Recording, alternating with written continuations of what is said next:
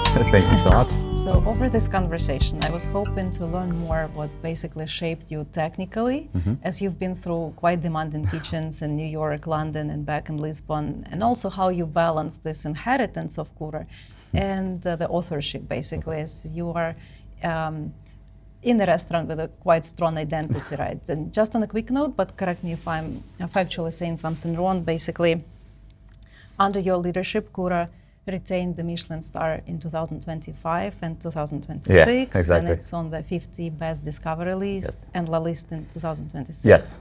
Yes. So maybe we can start looking where your career began and how it was evolving. So back in the day, I actually went to law school. Then just out of circumstances, I started studying in the kitchens. And then I just fell in love with this that we do. I think it takes us time just to find exactly what we are aiming to do in our kitchens. Nevertheless, I think with our teams, we just get things done, and it's very important to be as much as we can a unity, just to get to go on the right path and move forward as a restaurant.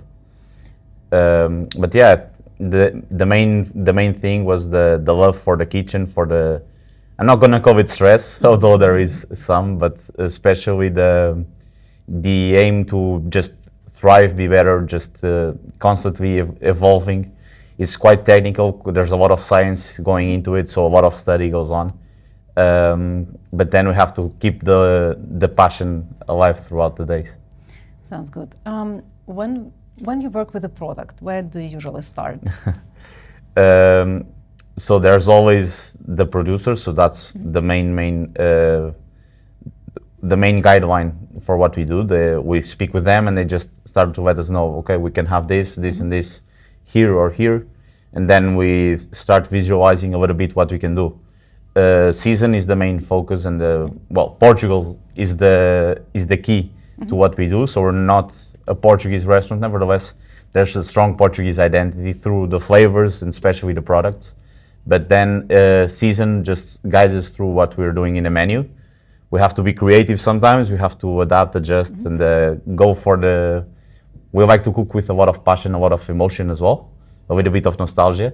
I think goes a long way to our menu, just to let people get to know us as well.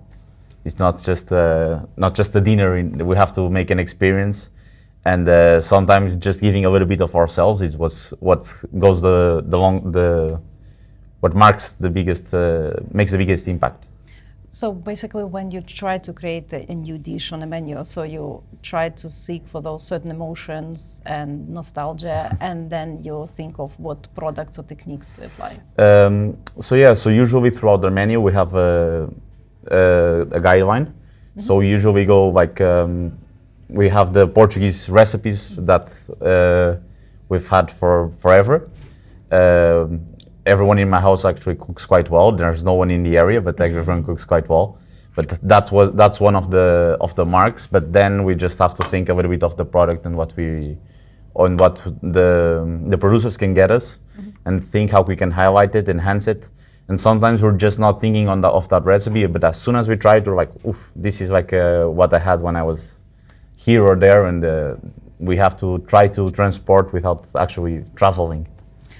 You are still trying to add any contemporary angles to it, right? To the traditional. Yes, we're always trying to be very inventive, innovative. That's the main focus. We have to be very ahead. So, and in order to do that, we have to try and shape what's next for Portuguese food in general, not just CURA. We have the stage, all of us as chefs and as cooks, in our restaurants, just to shape what's next for Portuguese cooking in general. So trying to find the right angles just to do it, it's quite interesting, quite fun, and I think we have a very good generation just to do it. And what is it to the Portuguese cooking? We never know. I think the respect for the product is there. I think we've always been very aware of what we have, but I believe there are some techniques and some different ways of embracing change and embracing the some new formats as well in restaurants that will just help people have more fun in our restaurants. Just not sometimes there's a little bit of sense of cautiousness just before coming, but then they arrive and it's, oh wow, it's a little bit different. We're having food, and this is what we do. We are cooks. We want to cook. So basically, you are working with traditional Portuguese cuisine, right? Adding some contemporary twists, some new flavors. I wouldn't call it traditional, but we do follow some traditions. Okay. So when we say we are traditional, when we don't follow the grandma's recipes, right, it's always tricky. So we don't go for that. But I would say, for example, I would say in the menu, Percurso, our longest menu, has 14 moments, give or take. Takes around 2.5, 3 hours. And in that menu, you're gonna find some of that tradition. You're gonna find some of those recipes, but it's not all. So it's there's a lot more to it, and there's a lot of interpretations of those recipes. So if we call it traditional, my grandfather was here, so I was like, yeah, this is not exactly the same. But Got it. And when you are creating, like crafting the menu itself, like what is important to you? The balance, the contrast? Is it more, analytical or still emotional? It goes both ways, as again. So the analysis has to be done. We have to be aware that this is, although this is our passion, is our profession as well. So we have to be aware of that. So we have to have some analysis. So when we start to think about the menu, about the new dishes, we have to try and see what fits. And there's some guidelines set by myself, but they are there. And for me, I'm the one who has the hardest job to try and follow it. But yeah, we have some analysis, but then as soon as we start to try, we have to go for the emotion. So it's the balance between what we have to do in paper and then what we have to do in the dish itself. How many iterations are there before the dish ends up on the menu? It depends. So we have a new dish actually, which is our dessert. It took us probably like 2-3 months actually to develop. We knew straight away what we wanted to do, so that was set in stone. Like we went for the Portuguese flavors. We have honey, we have orange. So those all got flavors from the south. But then the way to put it together and just to combine it and make a delicious dessert just took us a little bit of time. But then sometimes it's just the same day. We just think of the dish, we try it, and then, wow, it's there. Maybe talking about all those like flavors, is there any flavor you're still chasing? I'm not sure if I'm chasing, but I don't remember many dishes that made me cry, for example. And this is something we actually, many dishes, and talking about food in general, just that does give me goosebumps. I'm very passionate about it. But to get me to cry is quite difficult. And it happens because, again, it's the nostalgia, it's the emotion, right? I would say so. Yeah, I would say so. It has happened to have that, have provoked that emotion, and it's quite strong for us. So we as chefs and as cooks, what we do is we're serving our food, but we're sharing a little bit of us. So when this happens, it's quite fun. Sometimes we have a difficult day, and this happens, we're like, oof. So the day was good. It was fun. It was nice. But I'm not sure if there's one flavor I'm seeking just to find it. I struggle sometimes with bitterness in general. But I believe I work it quite nicely, just because I like the balance. But yeah, I'm not sure. So it's less about technicalities of it. It's like you are there, but it's more about this array, a spectrum of emotions, right? I would say so. We have to have fun when we do things. It's quite. It's a heavy environment sometimes. Luckily here at CURA we have a lot of fun. It's not strong. It's not that stressful in general. There's always the pressure, and we have to live with the pressure and embrace it and make the most of it. But yeah, the technique is expected, and I think in general we get there. But then the emotion, the actual putting something into the plate that marks the difference. We want to be remembered that's the emotions. That's where it comes in hand. Understood. And talking about Portuguese cuisine, what do you think the biggest misconception internationally, let's say, about Portuguese cuisine? There's quite tricky. There's a few. I think in general, Portuguese cooking is quite. It's amazing. First of all, that's for sure. But it's quite different from the north to the south, and I mean, Portuguese cooking is just having the best products, and we just do it, and it's amazing.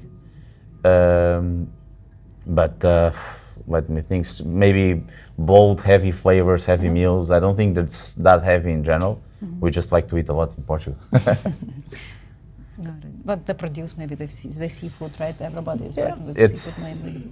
I think that's our main or our key factor. Our key differentiating factor is the fish and shellfish in general in Portugal is amazing. We know it.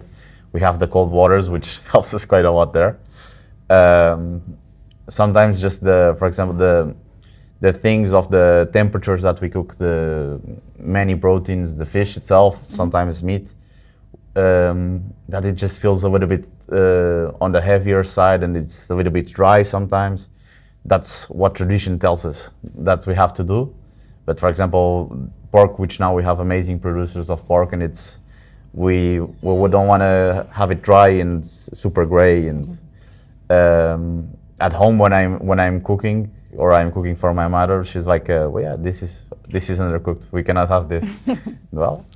So the family is still your biggest critics. Emotion. I got it. Maybe what achievement felt most meaningful to you over your career? Quite tricky. I'm not sure. I enjoy every day of what we do. I think the achievements are for us as a team, not as myself as a unity, and so all of them were celebrated on its own way. The Michelin star obviously is super important for us. Goes a long way. But last year was a good year in general. We had the star, the Repsol guy came back, so it was good as well. We have the Labist for the first time, 50 best discovery as well. But this was hard work throughout many years, not only this last year and a half. This year and a half was the finding a little bit of myself, what I do as a chef, what CURA is as a team now, and what's on the plate nowadays on our menu. But one that it was the most meaningful is quite difficult.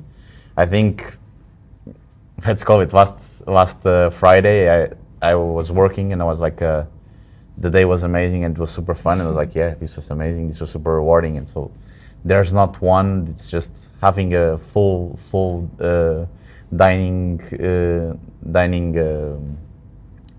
the full salad, the full tables, and just feeling that people are enjoying, and sometimes they just want to be they're super inviting as well. We're sharing with them and then they start to share with us, and it's so much fun.